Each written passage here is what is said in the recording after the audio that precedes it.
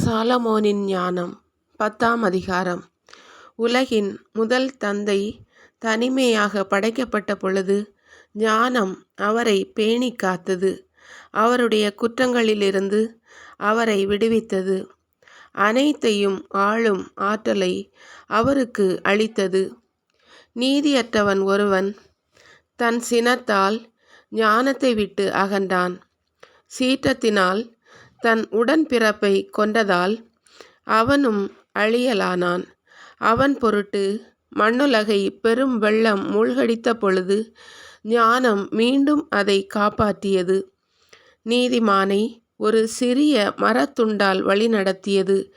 மக்களினங்கள் தீமையுடன் கூட்டு சேர்ந்து குழப்பத்திற்கு உள்ளான போது ஞானம் நீதிமானை கண்டுகொண்டது.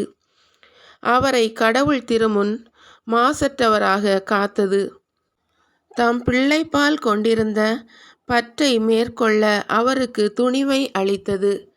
இறை பற்றில்லாதவர்கள் அழிந்தபோது ஞானம் நீதிமானை காப்பாற்றியது.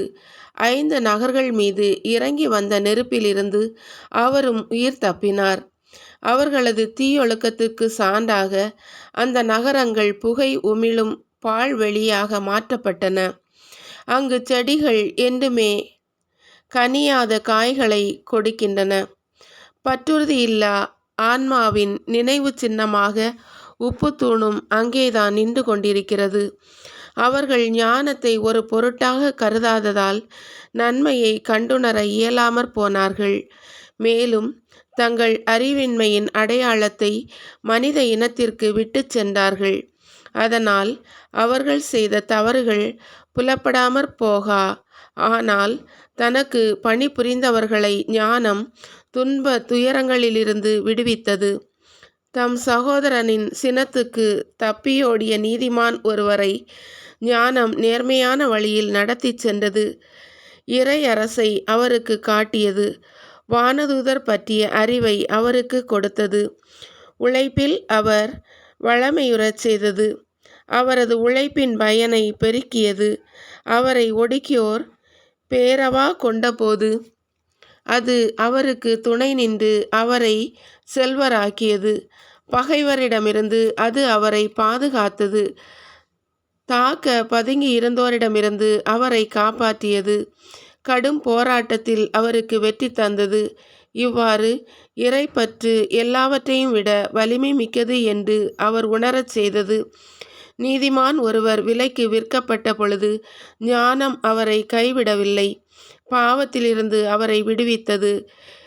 இருட்டறைக்குள் அவரோடு அது இறங்கிச் சென்றது. அரச செங்கோலையும் அவரை ஒடுக்கியோர் மீது அதிகாரத்தையும் அவருக்கு அளிக்கும் வரை விலங்கிடப்பட்டிருந்த அவரை விட்டு அது விலகவில்லை.